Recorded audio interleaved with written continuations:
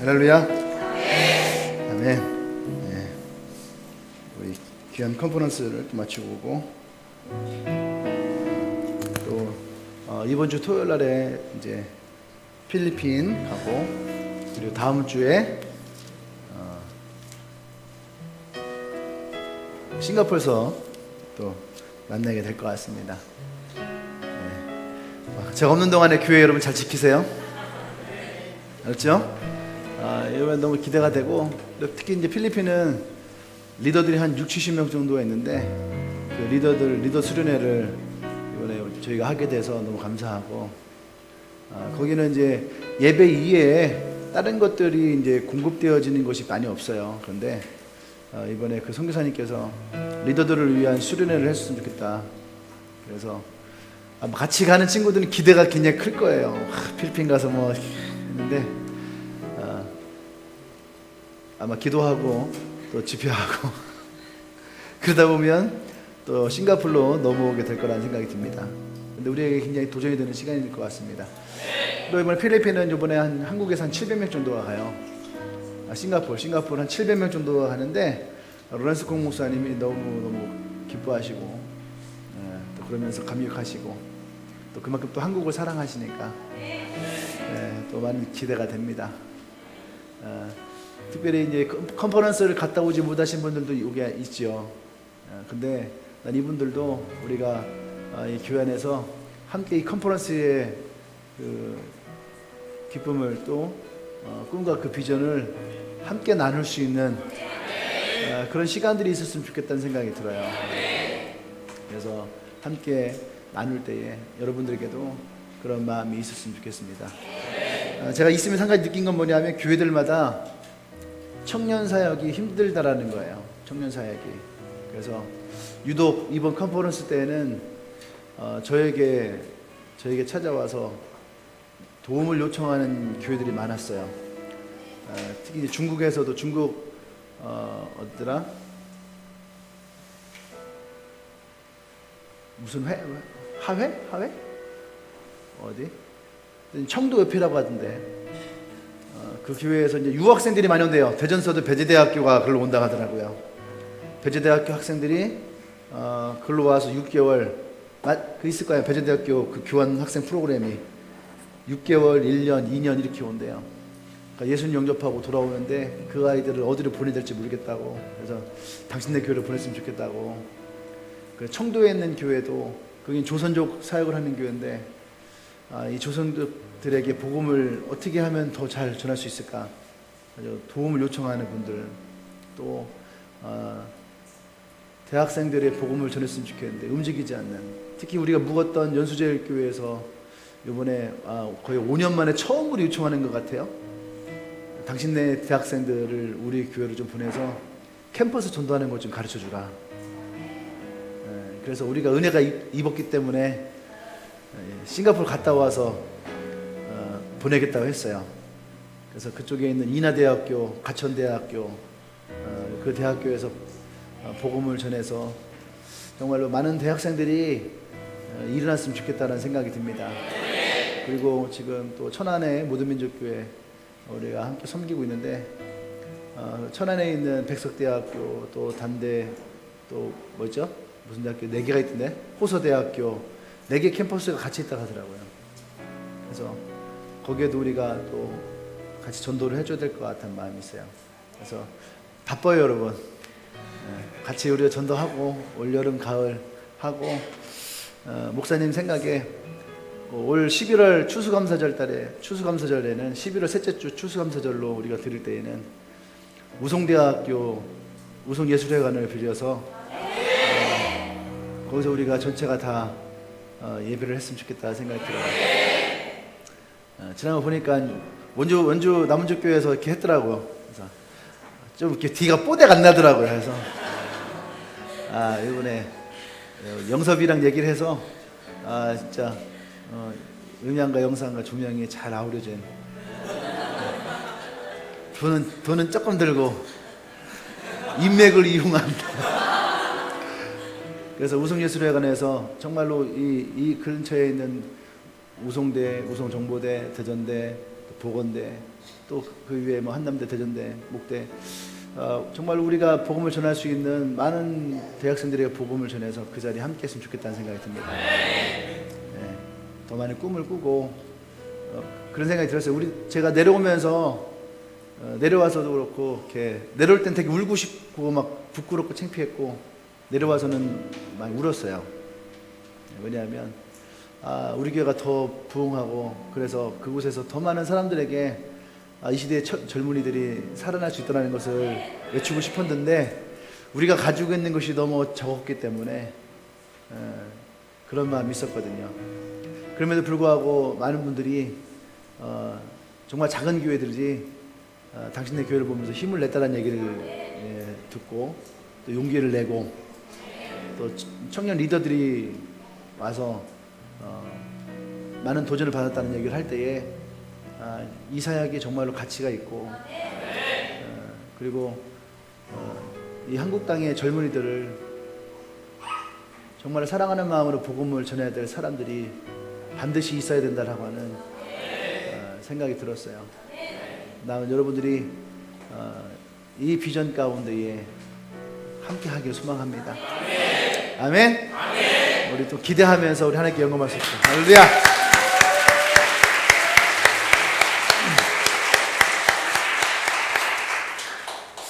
네. 난 우리가 많이 준비됐으면 좋겠다는 생각이 듭니다. 항상 하나님은요, 준비되어진 자를 쓰시는 거거든요.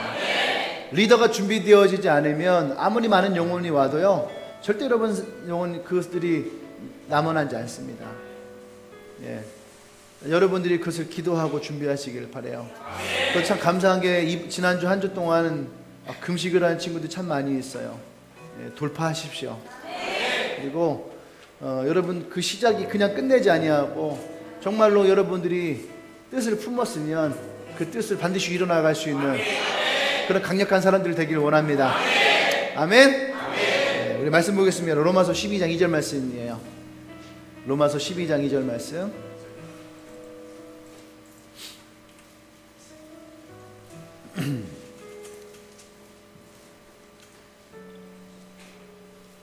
같이 우리 한 목소리로 공독합니다. 로마서 12장 2절 말씀 시작. 너희는 이 세대를 본받지 말고 오직 마음을 새롭게 함으로 변론을 받아 하나님의 선하시고 기뻐하시고 온전하신 뜻이 무엇인지 분별하도록 하라. 아멘. 제목 같이 시작. 네. 새로운 시작, 누구나 다 새로운 시작을 하기를 원하거든요. 새해가 되면 새롭게 새해를 맞이하고 싶은 마음이 있고 또 1년에 6개월이 지나죠. 그러면은 7월 달부터는 또 새로운 마음으로 시작하려고 하는 계기가 내 안에 생겨나갈 수 있죠. 그리고 방학이 끝나고 이제 새학기가 시작될 때에 또 새로운 마음으로 시작하려는 사람들이 있어요.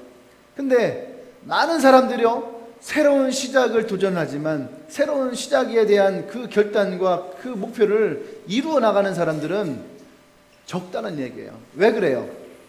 왜 그러냐? 나는 오늘 이 제목에서 여러분들이 그것을 찾기를 원합니다. 이 새로운 시작에는 분명한 변화가 있어야 되거든요. 근데 내가 변할 것이냐 아니면은 변화를 받아들일 것이냐.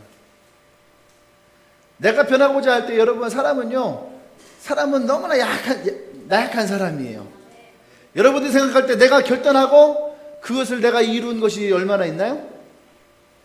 그런데 오늘 이 성경에서 우리에게 뭐라고 했냐면 네가 변해라 이렇게 말씀하지 않고 변화를 받으라. 마음을 새롭게 하여 변화를 받아 이렇게 얘기해요. 마음을 새롭게 하여 변화를 받아. 변화를 받는다는 것은요, 어떤 말일까요? 누군가가 우리에게 그것을 변화라고 하는 놈을 우리에게 준다라는 거예요. 이해되세요?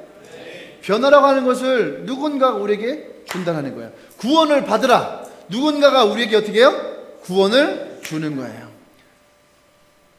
나는 구원받았다라고 하죠. 나는 구원받았다. 근데 구원받았다라고 할 때 물어봐요. 당신이 왜 구원받았다 생각을 하나요? 옆 사람 물어볼까요? 같이. 당신이 왜 구원받았다 생각하죠?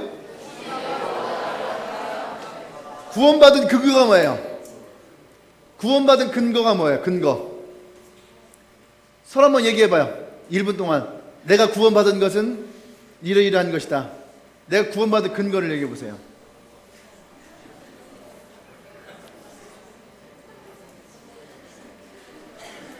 왜 내가 구원을 받았다고 생각하는가?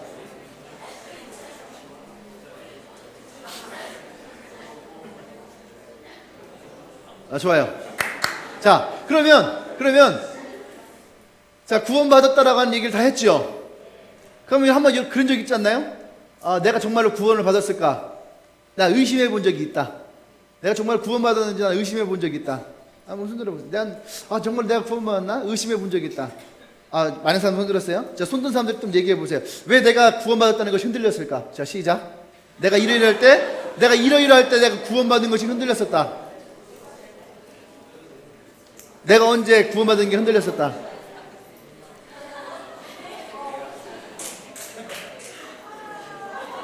내가 이러이러할 때 구원받은 것이 흔들렸었다. 얘기해봐, 진짜로. 장난이 아니에요. 자, 이것이 해결된 사람이 오늘 변화를 받게 될 것입니다. 그러니까 얘기해 보셔야 돼요. 내가 왜 그랬는지, 내가 왜 흔들렸는지, 왜 내가 그때 구원의 확신이 흔들렸는지.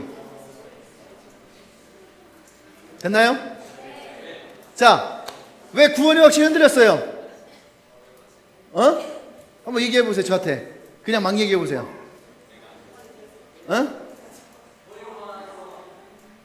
뭐 잘못한 것 때문에? 죄 때문에? 대부분 다 이런 문제인가요? 맞아요? 난 이건 아니다. 다른 것도 있다. 머리로만 알아서. 또.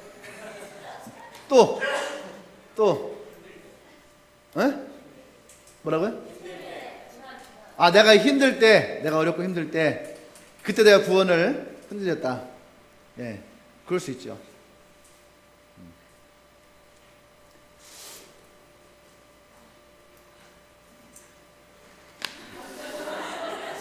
뭐 흔들리는데 이 사람들도 내가 할 게 뭐가 있겠어? 그렇죠? 자, 이것을 구원이라고 생각해 봅시다. 그러면 이제 유진한테 내가 이걸 주죠. 받아. 그걸 계속 들고 있어 봐봐. 이렇게 높이. 한 시간만 들고 있어. 힘들까 안 힘들까? 힘들겠죠. 힘들어도 갖고 있어요. 힘들어도 갖고 있는 거예요. 이해되죠? 유진이가 이것을 가지고 에이 진짜 목사님 뭐야 이거 하고 속으로 18을 막 세고 뭐 강아지 뭐 푸들 뭐 이렇게 막 다 찾고 그죠? 그리고 혹시 모르죠? 어젯밤에 유진이가 술을 먹고 아침에 막 일어날 때 막 힘들게 일어났을 수도 있고 근데 내가 술 먹었는데 뭐 목사님이 이걸 날 선물을 주지? 그렇게 생각할 수도 있겠죠? 그죠? 어젯밤에 뭐 친구를 때렸어. 막 미워하고 욕했어. 하면서 이렇게 했어요. 했을 수도 있겠죠? 근데 여전히 지금 이 아이는 뭘 들고 있어요? 선물을 들고 있죠? 그죠? 성경에서 에베소서 2장에서 8절과 9절 거기서 우리에게 뭐라고 합니까? 구원은 하나님의 선물이라 얘기를 해요. 구원은 하나님의 선물이라. 선물은 힘들지? 힘들어도 들고 있어 안 들고 있어? 힘들어 들고 있는 거예요. 받았어요 안 받았어요? 받았죠? 지금 목사님이 무슨 얘기를 하려는지 알죠? 알아요 몰라요? 이거 초등학생들 다 아는 건데?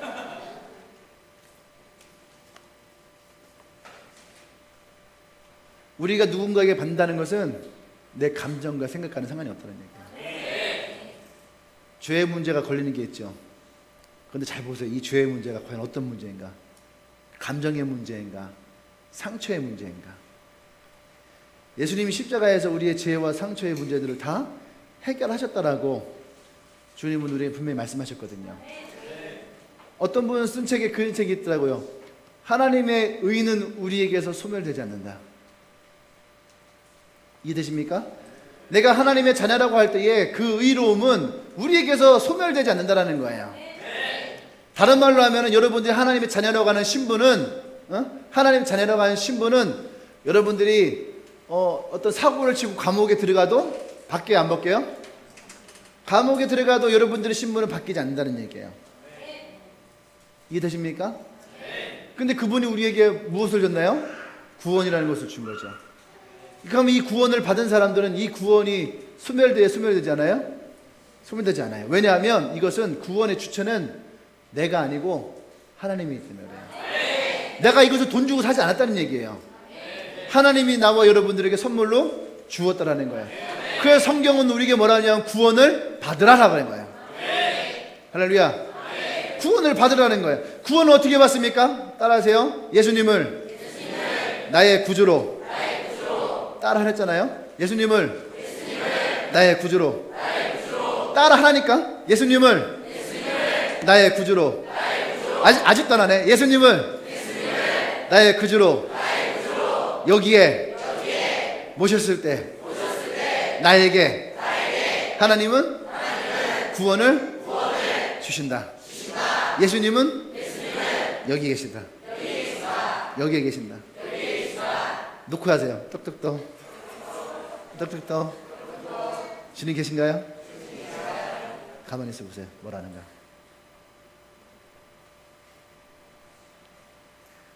들어보세요. 주님 뭐라고 하신가. 진짜로 한번 마음의 소리를 들어보세요.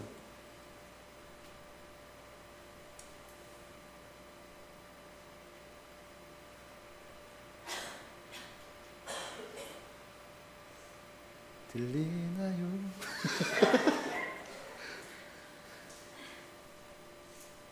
주님은 뭐라고 하시냐면 나는 언제나 여기에 있었다.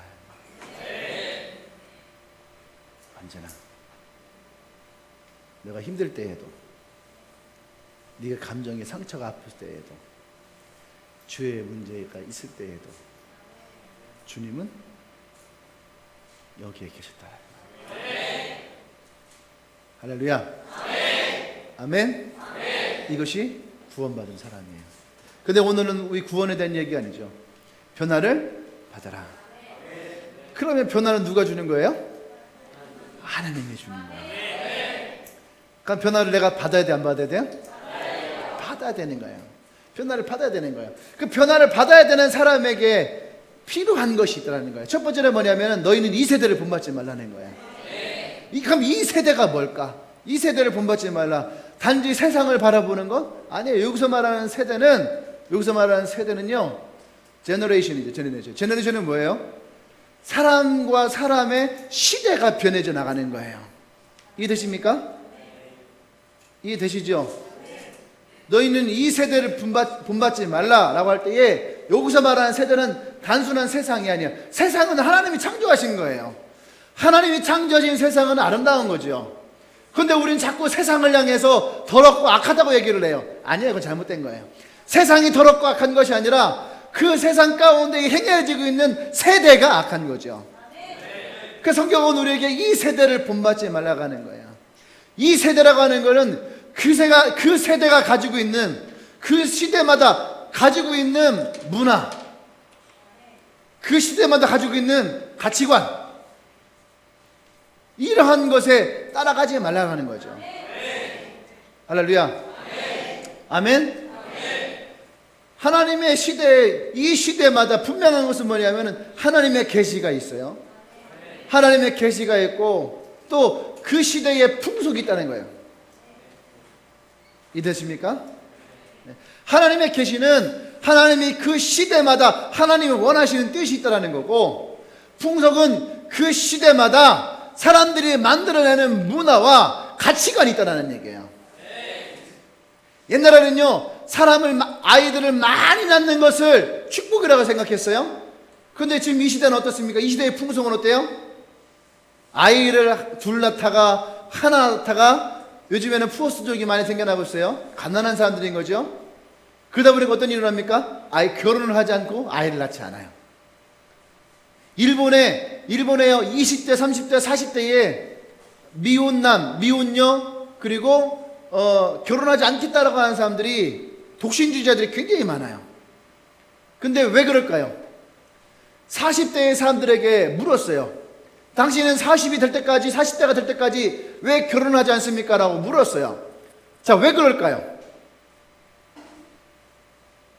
여러분들이 생각할 때는 왜 그들이 결혼하지 않을까요? 돈의 문제? 돈 때문에 결혼하지 않는다? 물론 그럴 수도 있어요. 근데 돈이 아주 중요한 역할은 차지하지 않았어요. 두 번째, 집과 직장? 집과 직장이 떳떳하지 않기 때문에 결혼하지 않는다? 그럴 수 있어요. 이 두 가지는 지금 한국 사회에도 동일하게 일어나고 있는 현상이에요. 돈이 없어서, 집이 없어서. 근데요, 일본에서는 이 일이 아니었어요. 세 번째는 뭐냐면, 여러분 되게 어이없어요. 만화나 게임 캐릭터에 나오는 여자 주인공 같은 사람을 만나지 못해서. 말도 안 되지. 말도 안 되는 것이 21세기에 일본에서 일어나고 있는 풍속이라는 거예요. 근데 놀라운 사실은 뭐냐면 이 풍속은 정확하게 한국에 10년, 20년 후에 동일하게 일어난다는 거예요. 얼마 전까지 한국에서 굉장히 문제가, 지금도 문제가 되는 게 뭐냐면 데이트 폭력이라는 거예요. 데이트 폭력. 자기의 이성 친구를 어떻게 데이트할 때 폭행을 하는 거예요. 폭행을 하고 또 성폭행을 하고, 이것이 지금 한국 사회에 굉장히 큰 문제가 됐고 이슈가 됐죠. 그래서 트위터라든지 또 뉴스에서 얼마 전에, 정확하게 지난달에 이것이 굉장히 많은 이슈가 됐어요. 근데 여러분, 그것이 일본에서 이미 10년 전에 이루어지고 있었던 거예요. 10년 전에 이루어졌던 것들이 한 3, 4년 전에 부산에서 그렇게 많이 일어났었어요. 부산에서. 일본의 문화를 제일 먼저 접하는 데가 부산이거든요. 부산의 청소년들에게 가장 심각했던 것이 데이트 폭력이었어요. 그것이 문화가 돼버린 거예요. 그것이 가치관이에요. 내 여자친구를 폭행하는 거. 근데 그것이 정확하게 2년, 3년이 지나서 지금 그것이 온라인상에, 뉴스에, 트위터에 막 일어나고 있어요. 목사님 지금 무슨 말 하려고 하십니까? 왜 하나님이 그 시대를 본받지 말라고 했는가? 그 시대마다 가지고 있는 이념이 있어요. 이념. 예전에는 돈을 중요하게 여기지 않았어요. 사람을 귀하게 여겼어요. 그런데 그것이 불과 20년 전, 30년 전에 사람을 더 귀하게 여겼어요. 그런데 어느 순간부터 사회가 각박해지기 시작하고 점점 우리는 풍요로운 시대를 살아가기 시작했어요. 옛날에는요, 먹을 게 없었어요. 먹을 게 없어서 어른들이 어떻게 했습니까? 보릿고개라는 말이 있었고, 칼국수를 끓이고 수제비를 뜨고. 왜 그래요? 적은 돈으로 가지고 많은 사람이 먹을 수 있는 일들을 했거든요. 근데요, 없던 시대에는 그렇게 했던 이유가 뭐예요? 나눠 먹는 거였어요. 나눠 먹는 거. 그런데 지금 우리는 굉장히 풍요로운 시대를 살아가고 있어요. 이 풍요로운 시대에 굶는 사람들이 많아졌어요. 이 풍요로운 시대의 사람들은 점점 자기 중심적으로 살아가기 시작해요. 시대가 가지고 있는 이념이 있다라는 거예요. 지금 여러분들은 보세요. 옛날 어른들은 이제 품앗이, 또 뭐 두레, 이런 말이 있어요. 근데 여러분들은 그런 얘기를 아마 교과서에서 중학교 때 배웠을 거예요. 품앗이가 있고 두레가 있고. 이 시대에 품앗이, 두레가 어디 있어요? 이 시대에 품앗이와 두레가 어디 있나요? 이 시대에는 품앗이, 두레가 없어요.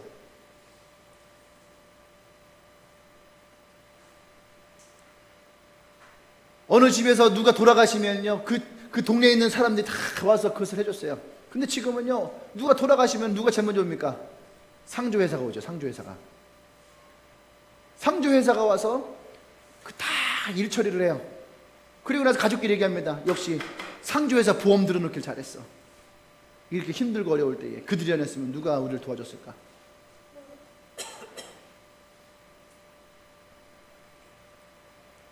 근데 여러분, 그 일이 교회에도 동일하게 일어나고 있다는 거예요. 왜 그래요? 우리는 이 시대를 살아가고 있으니까. 이 시대를 살아가고 있는 우리도 똑같이 이 시대 가운데 가지고 있는 이념들을 가지고 있다는 거예요. 근데 성경은 우리에게 뭐라고 합니까? 이 세대를 본받지 말라는 거예요. 이 세대를 본받지 말라. 그러면 우리는 무엇을 본받아요? 하나님의 말씀 안에서 그것을 본받을 수 있어야 되는 거예요. 어떤 사람들은 그렇게 생각할 수 있어요. 하나님의 말씀, 되게 고리타분해. 하나님의 말씀은 이미 이 신약성경 2000년 전에, 구약성경 4000년 전에 기록되어진 아주 옛날에 쓰여진 고전과 같은 건데, 지금 21세기를 살아가는 우리에게 이 말씀이 무슨 의미가 있을까? 이렇게 생각하는 사람들이 상당히 많이 있어요. 그것이 한국교회가 가지고 있는 문제라는 거예요. 성경은 지금도 살아있다라는 거예요. 성경은 지금도 살아있어요. 그게 무슨 말이에요? 하나님은 지금도 이 시대에 살아계세요. 하나님은 지금도 이 시대에 살아계셔서 이 시대에 살아가고 있는 사람들에게 이 시대를 어떻게 살아가야 될지를 하나님은 우리에게 말씀하시다라는 얘기예요. 그것을 우리는 어디서 들어야 됩니까? 말씀에서 들어야 돼요. 말씀에서 찾아야 돼요. 아침에 여러분 큐티를 하죠. 큐티를 여러분은 어떻게 하나요? 밤에 일기장에 일기 쓰는 것처럼 밤에 하나요? 아니면 아침에 일어나서 좋은 명상의 글을 읽는 것처럼 읽고 지나가나요? 이런 사람들에게는 말씀이 아무 능력이 없는 거죠. 큐티는 오늘 내 안에 살아계신 하나님의 말씀이 주어지는 거예요. 어떤 사람에게는 그 말씀이 그날 하루를 이끌어갈 수 있게 하시고, 한 주를 이끌어가게, 한 달을 이끌어가게, 어쩌면 그 인생 가운데에 살아갈 수 있는 놀라운 말씀들이 그 안에 일어나는 거거든요. 이것이 경험되어진 사람은 여러분 말씀이 살아있는 거예요. 그래서 성경을 얘기할 때에 이거 기록되어진 책을 로고스라고 생각해요. 로고스는 기록되어진 책을 얘기하는 거죠. 그런데요, 또 하나의 말씀이 뭐냐면 레마라고 하는 거예요. 레마는 그 말씀이 오늘 이 시대에 나에게 살아있어서 그것이 나의 마음껏 들어오는 거예요. 할렐루야. 사랑을 하는 사람들은요, 드라마를 보잖아요. 그러면 드라마의 남녀 주인공이 얘기하는 그 대사가 살아서 자기 마음속에 들어와요. 이해됩니까? 그 대사가 살아서 들어와요. 이해돼요? 그게 그 사람에게 레마가 되는 거예요. 레마에. 똑같아요. 여러분들 어느 날 유행가 가사를 듣죠? 그죠? 자기가 어느 날 되게 마음 가운데 두고 있는 여자가 있어요. 근데 노래를 딱 들었는데 내 거 아닌 내 거 같은, 네 거 아닌 내 거 같은, 친한 것 같은데 안 친한 것 같고, 안 친한 것 같은데 친한 것 같고, 사귀는 것 같은데 안 사귀는 것 같고, 안 사귀는 것 같은데 사귀는 것 같고. 근데 그 노래를 딱 듣는 순간, 맞아, 내 마음이 이거야. 그런 적 있나요? 유행가 가사에서 은혜 받는 사람이 있나요? 그 가사가 여러분들에게 레마와 같이 들어오는 거예요. 근데 여러분의 삶에 하나님의 말씀이 그렇게 들어와야 되는 거예요. 마치 내 말인 것처럼, 마치 그것이 내 상황에 주어지는 말씀인 것처럼 내게 주어지는 말씀으로 들어오는 그 말씀이 여러분들에게 살아있더라는 거예요. 그게 바로 레마의 말씀이에요. 이 시대를 본받지 말라. 그냥 단지 본받지 말라는 것이 아니에요. 그러면 다른 말로 하면 이 시대에 우리가 따라가야 될 것이 있다는 거죠. 난 여러분들이 이 시대에 끌려가는 사람이 되지 않기를 원합니다. 이 시대를 이끌어가는 사람이 되기를 원해요. 아멘. 이 시대에 젊은 많은 사람들은 교회 다니기 싫어하고, 이 시대에 많은 사람들은 기독교를 욕해요. 이 시대에 많은 사람들은 기독교에 대해서 되게 부패하다고 얘기를 해요. 그리고 언론이, 그리고 많은 사람들이 한 번도 경험을 못한 것에 대해서 자기가 들은 것만을 가지고 판단하고 비판하죠. 우리는 지금 그런 시대에 살아가고 있어요. 그래서 어쩌면 우리는 신앙을 지켜나가는 것도 버거운 모습이죠. 그런데 거기에서 우리가 복음을 들고 나가서 믿지 않는 사람들에게 예수를 믿으라 하는 것은 어쩌면 되게 미친 짓이에요. 인간관계의 자살행위야. 난 네가 교회 다니는지 몰랐어. 난 네가 되게 좋았는데 너도 교회 다니는 아이였구나. 우리 관계 끝. 어쩌면 우리의 인간관계의 자살행위가 내가 교회 다니고 있는데 너도 같이 나와 함께 교회 갔으면 좋겠다. 그 말하는 순간 여러분들 어쩌면 인간관계가 끊어질 수 있어요. 우린 지금 그런 시대에 살아가고 있어요. 그런데 정확하게 2000년 전에 예수님이 돌아가셨던 그 시대에도 똑같았어요. 그때도 내가 교회 다니는데 너네 같이 교회 다녔으면 좋겠다 할 때에 네가 교회를 다니는구나, 미쳤구나. 근데 이때는 단순하게 관계가 깨지는 것이 아니에요. 진짜 자살행위죠. 왜요? 그 사람이 가서 고발하면 죽는 거니까. 그렇게 죽은 사람들이 수백만 명이에요. 복음을 전하 죽은 사람들이. 그 터키에 가파도니아라는 곳이 있어요. 가파도니아. 우리가 잘 알고 있는 카타콤 있죠, 카타콤? 카타콤이 뭔지 알죠? 핍박을 피해서 그들이 지하에 땅을 파고 들어갔어요. 그 땅 속에서 그들이 복음을 지키며 살았던 곳이 카타콤이죠. 근데 가파도니아에도 가면은 똑같이 그런 카타콤이 있어요. 지하 7층짜리가 지하 7층. 그 시대에 지하 7층을 팠어요. 와, 진짜 나도 파고 싶다. 어떻게 그거를 팔 수 있을까? 나도 파고 싶다. 레알 진심. 왜? 올릴 돈이 없으니까 파기라도 해야지.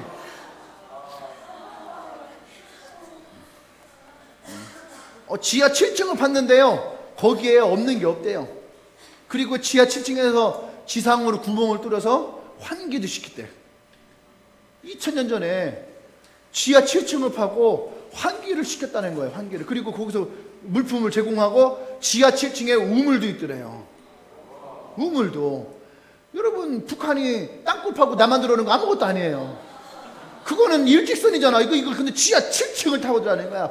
북한보다 더한 사람들인 거야. 근데 거기에 우물도 있고 광장도 있고, 거기에 수많은 사람들이 그곳에 살았어요. 근데 그들의 평균 수명은 30살이에요. 결국은 햇볕을 보지 못하니까 평균 수명 30살에 그들은 다 죽었어요.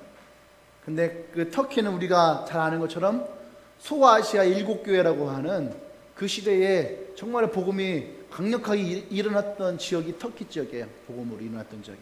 근데 그들이 그런 핍박에 의해서 땅을 파고 들어갔을 때에 그들의 평균 수명은 30살. 터키는 이슬람과 힌두교와 이미 변해 있어요. 이 시대에 많은 사람들이 갑바도기아의 그 땅굴처럼 자기의 땅굴을 파고 있죠.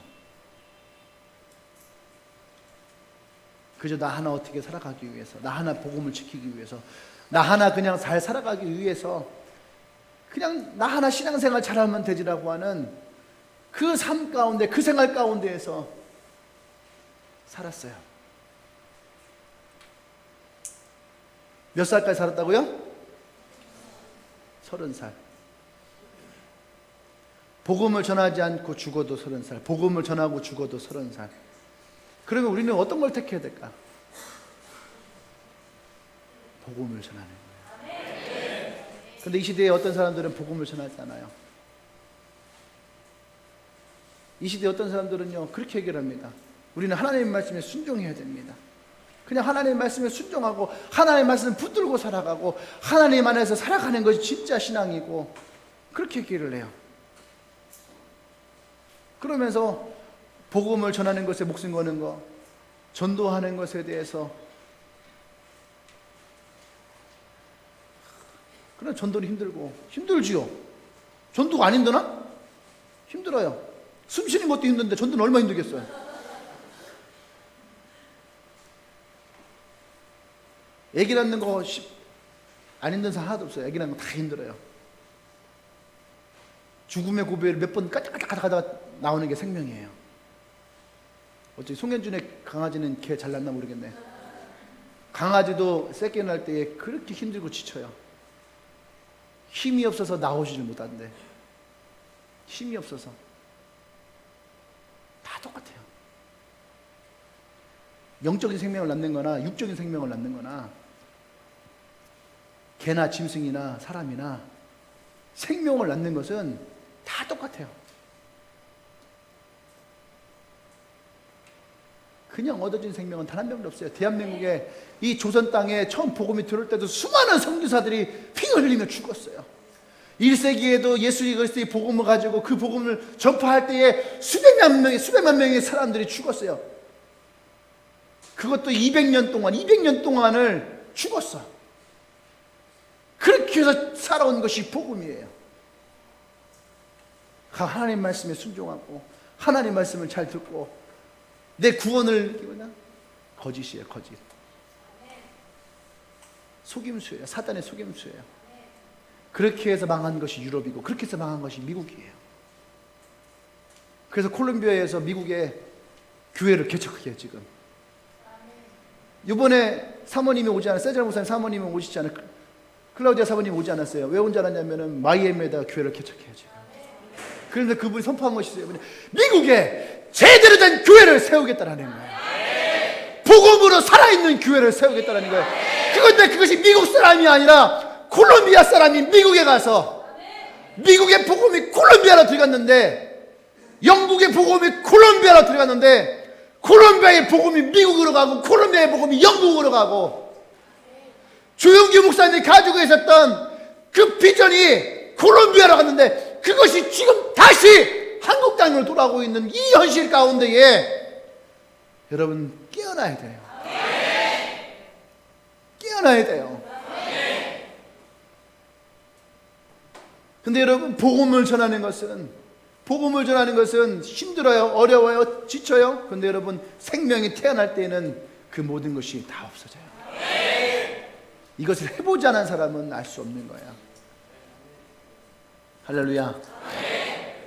이 세대가 가지고 있는 이 풍속이 우리 가운데 남아있으면 우리는 죽는 거야. 그것이 힘들어서 도망가고 피하면 죽는 거야. 30년의 인생을 생명은 유지할 수 있지만 영혼은 죽는 거야. 그 집안은 죽는 거야.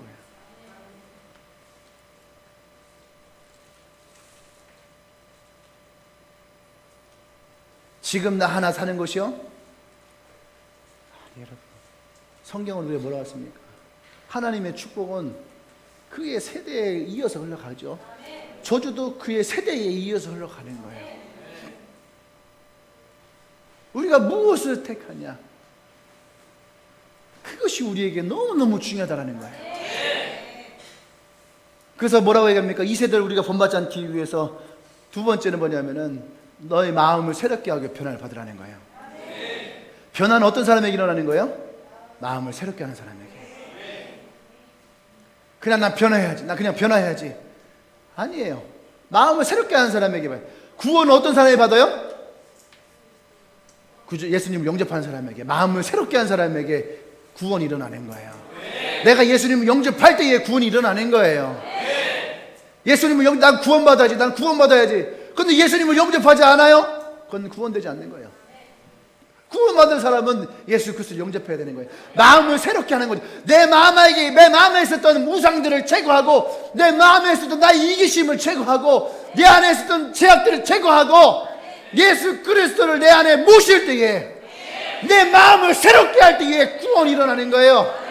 변화는 어떤 사람에게 일어납니까? 그 마음을 새롭게 하는 사람에게 변화가 일어나는 거예요.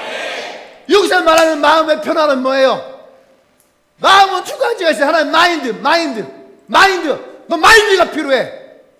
승리의 마인드가 있어야 되고. 할렐루야. 넌 마인드가 잘못돼 있어. 네가 이 마인드를 있으니까 네가 이 모양 이 꼴인 거야. 너 이 마인드를 바꿔야 돼. 마인드가 뭐예요? 거기서 말하는 마인드가 뭐예요? 태도예요, 태도. 여러분의 태도가 분명해야 되는 거예요. 어떤 사람들 경험은요, 잘 듣고 있냐? 잘 듣고 있어요. 잘 듣고 있어요. 이것은 태도가 아닌 거예요. 잘 듣고 있는 사람의 태도는 뭐예요? 들으면서 아멘 끄덕이고, 선생님이 어떤 사람이 수업 태도가 좋다고 해요? 이런 사람들 수업 태도 좋다 하나요? 아니에요. 선생님이 얘기하는 수업 태도는 뭐예요? 정자에서 눈을 똑바로 쳐다보면서 그것을 바라보고, 선생님이 말할 때에 끄덕이고, 답을 얘기할 때에 이, 오, 답을 말해줄 수 있는 사람. 그 사람이 태도가 좋은 거예요. 넌 태도가 불량해. 어떤 사람이 태도가 불량해요? 이렇게 어떤 사람이 얘기해요. 너는 예배 때 설교 잘 듣냐? 전 잘 듣고 있대요. 근데요, 그 사람이 설교를 잘 듣냐 안 듣냐는 누가 알아요? 내가 하는 거야, 내가. 왜요? 태도의 문제니까. 태도의 문제니까. 내가 느끼는 거예요.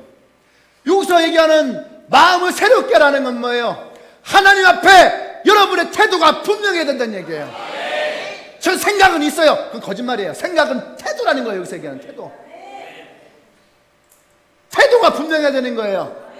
앞에서는 아멘 해놓고 뒤에 가서 다른 태도를 가진다. 이거 잘못된 거예요. 이런 사람들에게는 절대 변화가 일어나지 않아요. 변화는 태도가 절대입니다. 그래서 여러분 또 어떻게 합니까? 공부할 때 어떻게 해요? 책상 정리하고 정자세 앉고 마인드가 바뀌어야 돼요. 마인드가, 이 마음에서의 마인드, 태도가 바뀌어야 되는 거예요. 저는 원래부터가 좀 이렇게 말수가 좀 적었어요. 바꿔야 되는 거예요. 내가 얘기했죠. 원래부터 말씀 적은 사람 없다니까요. 여러분 생각 안 해요? 사람은 누구나 하루에 수십만 가지 생각을 하는 거죠. 태도의 문제인 거예요. 그것을 얘기를 하느냐 하지 않느냐. 어떤 아이가 자기는, 이 아이는 말이 없대. 한마디 안 해. 근데 어떤 줄 알아요? 앉아 끊임없이 카톡을 하고 있어. 끊임없이 카톡을. 말이 많은 거 적은 거예요. 수다장이야, 수다장이. 수다장이야, 수다장이. 얼마나 많이 하는지 몰라. 자기는 우유부단하대. 우유부단한 성격이라서 뭔가 결정을 잘 못한대. 이 사람이 우유부단해요? 아니야. 되게 고집 센 거예요. 뭐 하라고 해도 되게 결정을 안 해. 진짜 고집이 센 거야. 자기를 잘못 알아요. 자기는 팔랑귀래. 남들이 얘기하면은 다 듣는데, 남들이 다 듣는데, 아니에요. 자기의 주관이 뚜렷해. 자기 패션을 고집하거든. 뚜렷해요. 사람들은 자기를 너무 몰라요. 뭐의 문제인지 알아요? 태도의 문제예요. 태도의 문제. 그 태도의 문제가 우리를 변화시키지 못하게 해요. 또 하나의 마음은 뭐냐면은 생각이에요. 생각. thinking. 내가 생각하는 거. 마음을 새롭게 해요. 생각을 바꿔야 돼요. 부정적인 생각들, 편견, 선입관, 자기 중심적인 생각들. 복음은 자기 중심적이지 않아요. 굉장히 이타적이에요. 복음이 얼마나 이타적인 줄 알아요? 복음은 우리가 상상할 수 없을 만큼 이타적이에요. 왜 이타적이냐? 내가 죽어야 네가 사는 거야. 예수님이 죽어야지만 우리가 사는 거예요. 얼마나 이타적이에요. 예수님이 살았으면 다 죽어야 되는 거예요. 우리는. 그런데 예수님이 죽음으로 우리를 다 구원하시는 거예요. 그런데 이 구원을 받은 사람들이 나만 살려고 그래요. 나만. 이 복음이 얼마나 변질된 거야. 근데 그들이 여기서 다 뭐라고 그래요? 난 예수님의 제자가 됐고, 내가 예수님 닮기를 원하고, 난 예수님 같은 남자를 만나기 원하고. 그러니까 아직도 못 만나는 거예요. 앞으로도 절대 만날 수가 없어요. 너네가 예수님 같이 되고 원하면은 다 죽어야 돼. 이따가 십자가 다 내버려갖고 채찍은 내가 때릴게.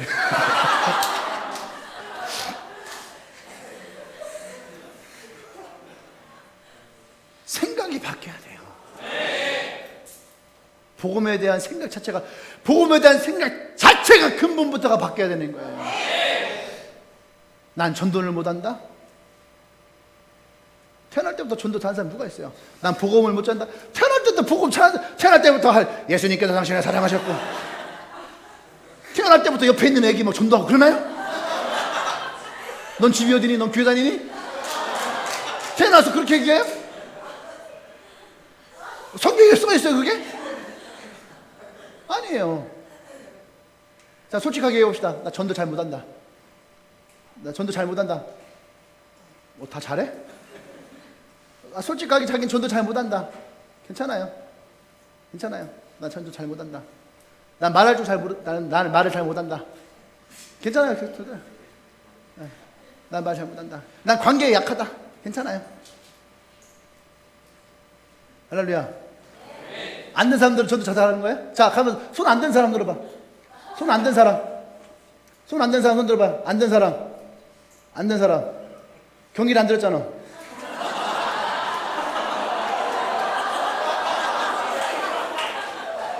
안 된 사람. 그러면은 너네 둘은 잘하는 사람들이잖아. 그죠? 둘이 있다가 만나. 둘이 만나서 둘이서 목표를 정하고 결단하고 둘이 보여줘.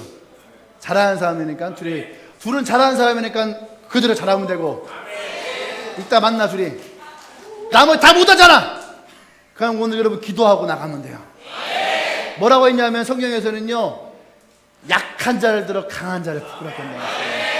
여러분들이 내가 부족하다고 약하다고 얘기 손 들었잖아요. 이거는요, 여러분들이 자질이 있다는 거. 태도가 좋아? 태도가 좋은 거예요. 태도가 좋은 거예요. 자, 태도가 좋으면 이제는 그거 어떻게 돼요? 행동하면 되는 거예요. 생각을 바꿔요. 내가 약하잖아. 근데 성경에 써 있어요. 약한 자를 들어 강한 자를 부끄럽게 해요. 왜 사도 바울이 그랬어요? 사람들이 왜 나가 전도해야 되는 겁니까? 왜 우리가 나가서 일일이 복음을 전해야 되나요? 그랬더니 사도 바울이 뭐래요? 하나님은요, 전도의 미련한 방법을 통해서 이 복음이 전해져야 된다는 거예요. 전도의 미련한 방법을 통해서 수백만 명이 죽었는데 313년에 로마가 이 기독교를 전 세계에 국교화 시켜버렸어요. 할렐루야. 복음이 우리가 알지 못하는 상상할 수 없는 방법으로 하나님은 역사하시더라는 거예요. 약한 자들 들어서 하나님 강한 자를 부끄럽게 하셨어요. 아멘. 어느 날 이민족이 강력한 로마를 공격해 들어왔어요. 로마가 그때 얘기했지요. 우리가 하나님을 믿기로 결단하고 하나님을 믿는데 왜 그런 이 나라가 저 야만족들에게 공격을 당하고 핍박을 당하고 지금 우리가 이런 어려움 가운데 놓여져야 됩니까? 라고 물었을 때에 어떤 일이 있는지 아십니까? 그 야만족들이 로마를 약탈해 갈 때에 그들이 약탈해 간 것 중에 뭐가 있었냐면은 복음이 있었어요. 그 복음이 전해진 것이 동유럽 쪽이에요. 스칸다나비아 반도라든지 또 투르크, 터키 그쪽이라든지 그 복음이 약탈자들에 의해서 전 세계로 강력하게 퍼져나갔다는 거예요. 아멘. 내가 약함을 두려워하지 말아요. 생각을 변화시키십시오. 약하기 때문에 나로 인해서 복음이 전해질 수 있는 거예요. 이 교회는 너무 약한 교회였어요. 나약한 교회였어요. 너무나 나약한지 먹고 살 것도 없었고 긁어도 나오는 게 없어요. 긁어도 사람 가보면 긁으면 밀가루가 나왔는데 우리 집은 긁어도 밀가루가 안 나와. 누가 더 힘들었겠어요?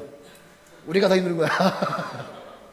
근데 여러분, 나약하고 가난하고 부족한 교회지만 하나님이 이 교회를 통해서 젊은 세대를 향한 비전을 주시고 있어요.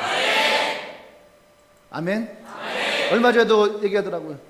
성도가 서울에 어떤 교회 3,000명 있는 교회인데 3,000명 있는 교회인데 청년이 120명 있대요. 청년이 120명. 그 목사님이 나한테 그러는 거예요. 당신네 교회가 300명이면 당신네 교회 성도는 6,000명이 넘는 거라고. 근데 그 6,000명 찾아오면 되는 거예요. 할렐루야. 찾아오면 되는 거예요. 아멘. 숨은 그림 찾기. 우리 보물 찾기 합시다. 보물 찾기. 세준수 사모님이 제가 아침에 밥을 먹는데 이승모 목사님이랑 밥을 먹다가 제가 그 앞에 사례 발표하던 걸 얘기하다가 내가 울었어요. 나도 모르게 눈물이 나더라고. 눈물 나더니 세준수 사모님이 그러는 거예요. 오늘 당신이 이 눈물 흘린 것을 당신네 교회가 1,000명이 되는 날 다시 올라오라고. 다시 올라와서 얘기하라고. 내가 그날 이런 마음을 가지고 이런 부끄러움을 가지고 내려갔었는데 하나님 이 교회 가운데 이렇게 행하셨더라고. 올라와서 당신이 그것을 얘기해줘라. 할렐루야. 우리가 부끄럽고 창피하고 수치스러움으로 그리고 나약함으로 안 되는 실패의 감정으로 그 자리에 머물러서 주저앉아 있으면 여러분 그 인생은 거기에서 끝나는 거예요. 여기까지가 끝인가 보. 여기까지가 끝인 거예요. 근데 하나님은 뭐라고 합니까? 네? 내가 쓰러진 그곳에서 나는 너를 강하게 하리. 이게 하나님이에요. 우리의 생각을 변화시키지 않으면, 우리의 마음을 변화시키지 않으면 여러분의 인생은 계속 부정적이에요. 여러분의 인생은 계속 성경과 편익관으로 있는 거예요. 교회는 부흥하지 못한다. 이 시대의 교회는 계속 비판받고 이 시대의 교회는 계속 욕을 먹을 것이다. 그것을 우리는 바꿔야 돼요. 아주 흔한 얘기로 하면은 바다에 있는 소금은 몇 퍼센트 되지 않아요. 얼마 전에 바닷가 갔다 왔더니 뭐라 합니까? 물이 그렇게 짜대. 물이 그렇게 짜대요. 근데 여러분 생각해 보세요. 그 바닷물에 그 강력한 짠맛을 내는 건 몇 퍼센트예요? 소금이 바다에 몇 퍼센트 있는 거야? 다 까먹었네. 5%. 단 5%가 95%를 짜게 만들고 있다는 얘기예요. 여러분 아직까지 우리는 희망이 있는 거죠. 아직까지 이 시대의 대한민국의 그리스도인은 아직까지 통계를 보면은 아직 15% 이상은 돼요. 우린 더럽게 짠 거예요 지금. 더럽게 짜요 지금. 할렐루야. 아멘. 5%도 그렇게 짠데 15%면 얼마나 짠 거야. 용기를 내세요. 우리의 생각과 마인드와 이것을 바꾸지 않으면 우리는 그냥 죽어가는 사회가 되는 거예요. 짜다 못해서 바다에 죽어가는 거예요. 근데 여러분 아십니까? 사회도 지금 살아나고 있어요. 사회에 물고기가 있대. 놀랍지 않나요? 사회에 물고기가 있대요. 그 죽어있다라고 했던 곳에도 살아나요. 주님은 우리에게 틀림없이 말씀하십니다. 하늘의 미랄이 썩어야지 그곳에서 새 생명이 일어나는 거예요. 난 여러분들이 그 생명이 일어나기 원합니다. 아멘.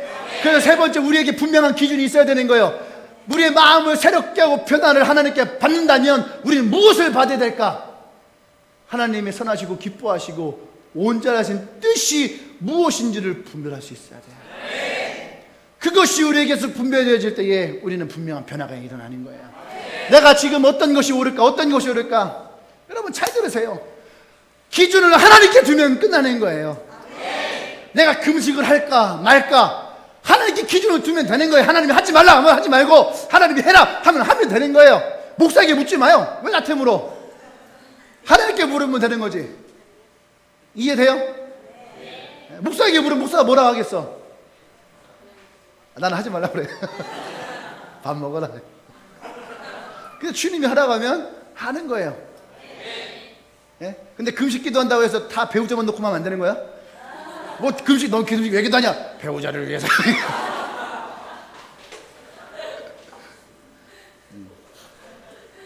그것도 하고 하나님의 선하시고 기뻐하시고 온전하신 뜻을 여러분 이것이 분명해. 그 분명한 기준 어디에 있어요? 여기에 있는 거예요. 여기에. 이 말씀에 있는 거예요. 이 말씀에 있는 거예요. 성령 충만한 이유가 뭐예요? 대한민국에서 11년 동안 성령 사역하고 성령 사역했다라고 하는 사람들 대다수는 그 교회에 그 목사님 방문했다고 해요. 그러니까 그 목사님 얘기를 하는 거예요. 자랑을 하더라고요. 대한민국에서 성령 사역한다 하는 사람들 다 우리 교회 왔다고, 그리고 다 자기의 집회를 참여했었다고 그렇게 얘기를 해요. 근데 그 목사님이 저에게 얘기하는 거예요. 우리 교회는 그런데 성도들이 건강하지가 않아요. 그렇게 성령 사역을 하는데 건강하지가 않아요. 그래요. 나중에 돌아오면서 그분 앞에 대놓고 얘기를 못했어요. 당신 때문이라고. 그 말은 대놓고 얘기하지 못했지만 돈을 내서 얘기해요. 목사님 변해야 된다고. 근데 그건 뭐예요? 성령에 대한 이해가 없는 거예요. 성령 사역은, 여러분 성령 사역은 방언을 열고 예언을 하고 병을 고치고, 여러분 그것은 예수님이 만약에 그것이 주된 목적이었다면요, 가는 곳마다 예수님이 불러자. 줄 서 여기 감기 걸린 사람, 여기 팔 부러진 사람, 여기 앉은뱅이, 여기 눈먼 사람, 여기 죽은 사람 다 데리고 와. 무덤 파고 데리고 와. 아마 예수님 다 그렇게 했을 거예요. 근데 예수님이 그러지 않았다는 얘기예요. 예수님이 그걸 성령 사역을 행하셨던 이유는 예수님은 성령 사역이라는 말도 쓰지 않았어요. 근데 그건 이 시대의 사람들이 성령 사역이라고 하는 멋있게 포장해 놓고서 성령 사역이라고 얘기하는 거죠. 예수님은 그렇게 말씀하시지도 않았어요. 근데 그거의 주된 목적은 뭐예요? 왜 예수님이 성령 받으라 했어요? 왜 예수님이 성령 받으라 했어요? 너희가 예루살렘에 떨어지지 말고 성령이 오기까지 약속한 아버지의 그 성령이 오기까지 기다려라. 그 성령이 너희에 임하면 너희가 가서 예루살렘과 온 유대와 사마리아 땅끝까지로 내 증인이 되리라. 할렐루야. 거기에 답은 있는 거예요. 성도가 은혜 받게 하는 가장 중요한 이유는 뭐냐면 복음이 전해져야 되는 거예요. 내 증인이 되어지는 거예요. 할렐루야. 그것이 아버지의 뜻이고 아버지가 기쁘게 하시는 거고 아버지의 마음이라는 얘기예요. 더 많은 영혼이 구원받기 원하는 거. 예수님의 마음이 뭐예요? 하나님이 세상을 이처럼 사랑하사 독생자를 주셨으니 이는 저를 믿는 자마다 멸망치 않고 영생을 얻게 하려 하심이라. 이것이 아버지가 그 아들을 십자가에 죽이면서까지 우리를 사랑하셨던 아버지의 마음이라는 거예요. 자기를 희생시키면서까지 구원하고자 하셨던 마음. 그런데 이 시대에 많은 그리스도인들이 나만 살려고 해요. 나만. 이것이 두려워서 도망가고, 이것이 두려워서 땅을 파고, 이것이 두려워서 교회를 떠나고, 이게 싫어서 복음을 전하는 사람들 비판하고 청지하고, 이것이 싫어서 너도 힘들지, 너도 힘들지, 너도 힘들지, 사람을 다운시키고, 이것이 싫어서 제발 이렇게 전도하지 말라고.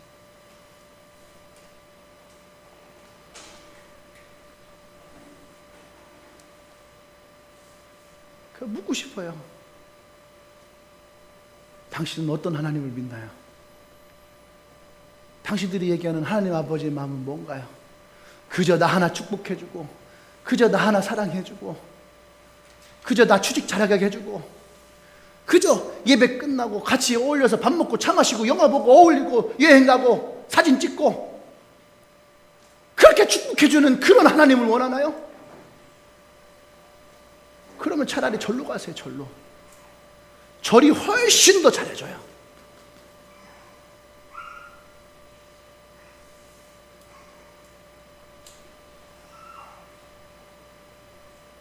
복음은 그렇지 않아요.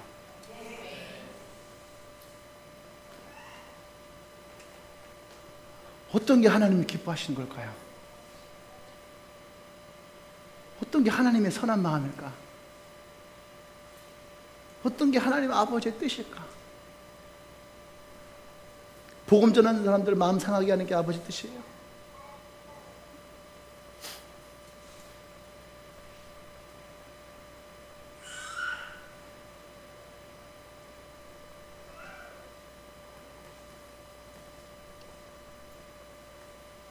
난 여러분들 이 시대를 분별했으면 좋겠어요. 이 교회도 많은 사람들이 떠나갔습니다. 이 교회도 많은 사람 떠나갔어요. 복음 전하기가 힘들어서, 복음 전하기가 싫어서, 아니면은 재미가 없어서.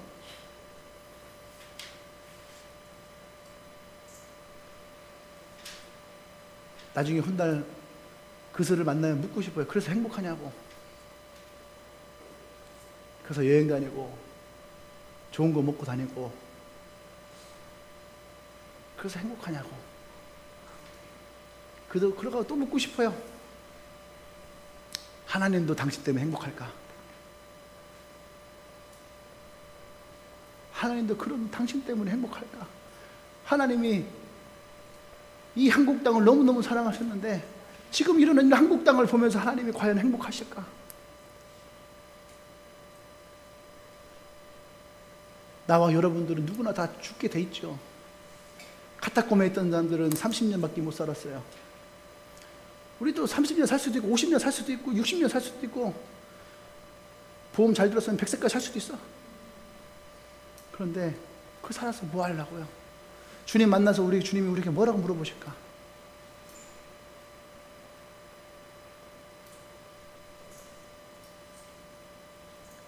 너는 행복하게 잘 살아온 것 같은데 나도 너 때문에 행복했을까?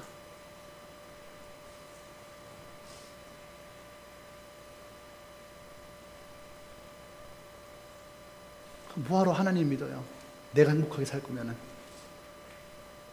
내가 행복하게 살 거면은 뭐하러 하나님 믿어요? 하나님 믿지 않아도 하나님 안 믿는 게 더 행복해. 안 그래요? 하나님 믿지 않는 게 훨씬 더 행복할 수 있어요. 인간적으로 이 시대의 풍속을 쫓아서 살아가면은 훨씬 더 행복하게 살 수 있어요. 이 시간에 여기 앉았어요. 뭐예요? 아까 보니까 오늘 막 바캉스 여행 가는 사람 엄청 많이 오더라고요. 비가 떨어지길래 굉장히 기뻤어요. 주일날에 비가.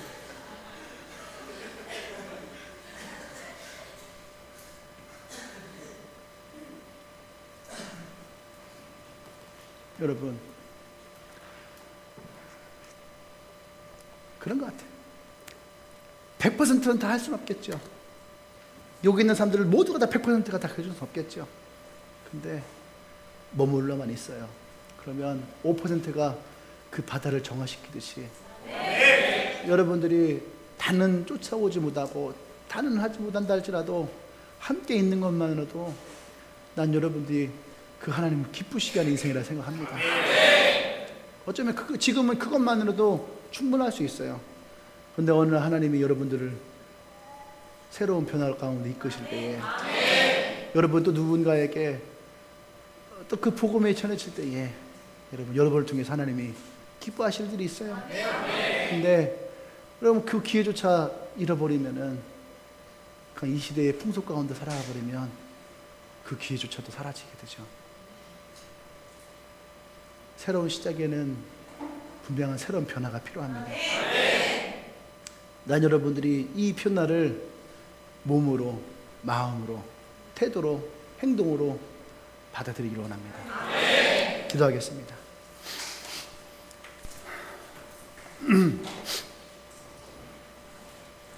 한번 여러분 마음 잘 살펴보세요. 여러분 마음 안에 이 시대에 풍속이 들어와 있는가?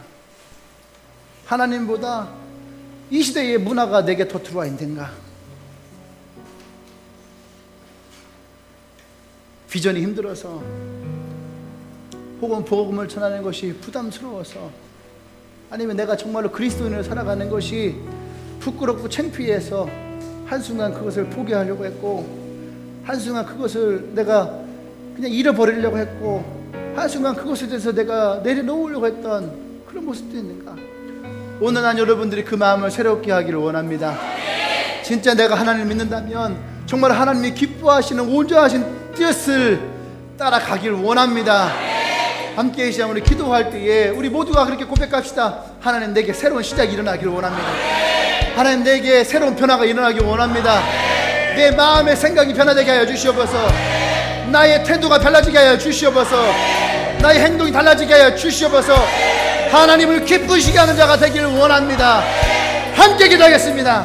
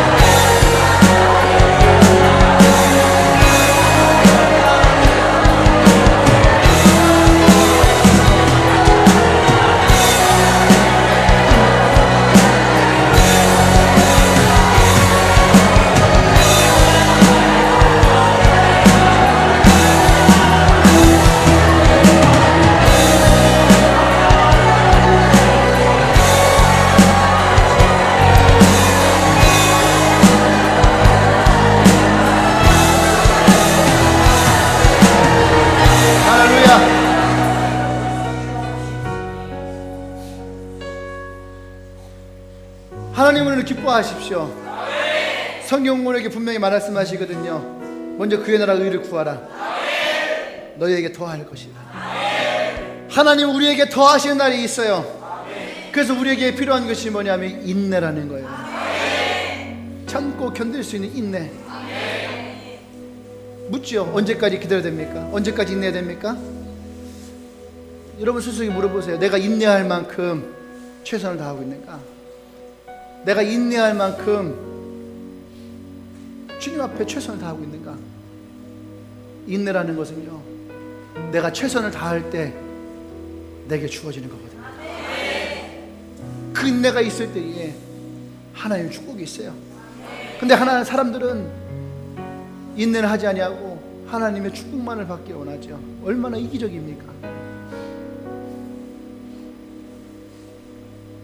도깨비 방망이처럼 하나님께 기도하면 하나님 들어주셔야 되는 것처럼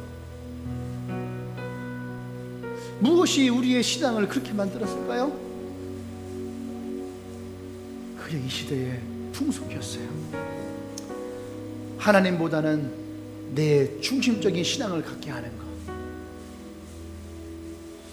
나는 이 젊은이들이 이 시대의 풍속으로부터 벗어나기를 원합니다. 인간 중심적인 것이 아니라 하나님 중심적이 되기를 원해요.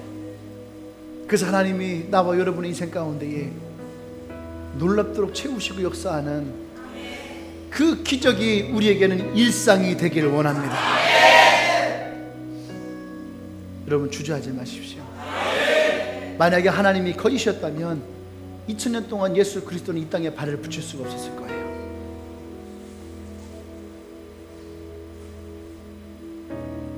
그런데 전 세계 수많은 곳에서 예수님이 살아있음을 경험하고 만나고, 지금도 하나님의 기적은 곳곳에서 일어나고 있어요. 나는 그것이 이 주님의 교회도 동일하게 일어나기를 원합니다. 여러분에게 일어나기를 원합니다.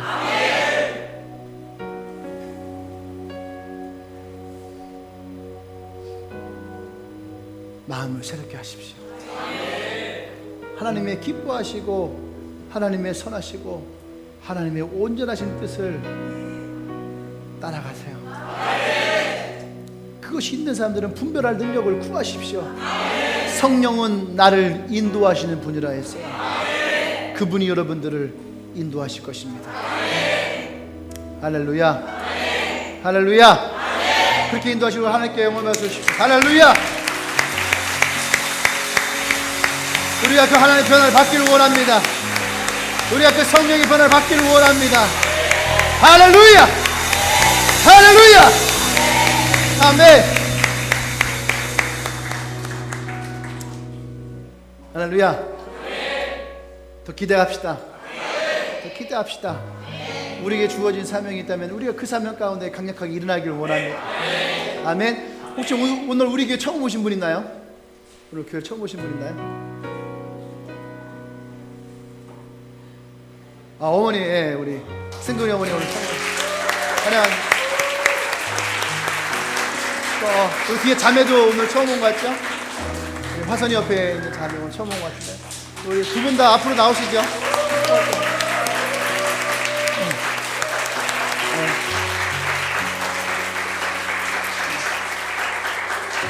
네, 괜찮아요? 네, 제가 기도 한번 해드릴게요.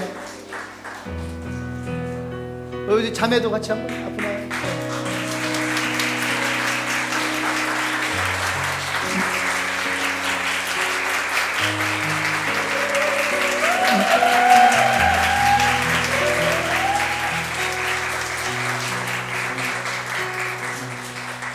감사합니다. 네.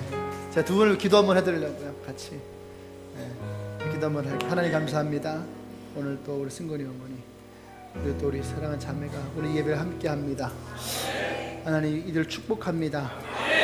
이 시대를 살아갈 때에 하나님께서 인도하여 주시고, 하나님의 선함으로 다른 그 어떤 악한 것으로부터 보호하여 주시고, 오직 주님의 인도하심이 이들의 인생 가운데 있기를 원합니다. 또 이들의 가정을 축복합니다.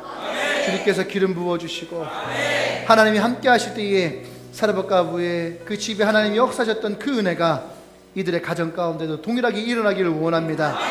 주님께서 기름 부어 주시옵소서. 예수님이 이들의 길이 되어주시고, 인생의 진리가 되어주시고, 영원한 생명이 되어 주시옵소서. 예수를 믿음으로 말미암아 이들의 삶 가운데에 하나님의 더 큰 은혜가 있기를 소망합니다. 하나님 축복하여 주시옵소서. 이제는 우리 주 예수 그리스도의 은혜와 하나님의 크신 사랑과 성령의 교통 역사하심이 이제 새롭게 시작하기로 결단한 주님에게 모든 우리 지체들과 또 새로운 신앙의 삶으로 오늘 처음 이곳에 온 우리 승근이 어머니와 또 우리 사랑하는 자매 그 인생 가운데에 하나님의 변화가 강력하게 일어나며 이들의 삶 가운데에 토할 수 없는 하나님의 축복이 일어나기를 간절히 축원하옵나이다. 아멘.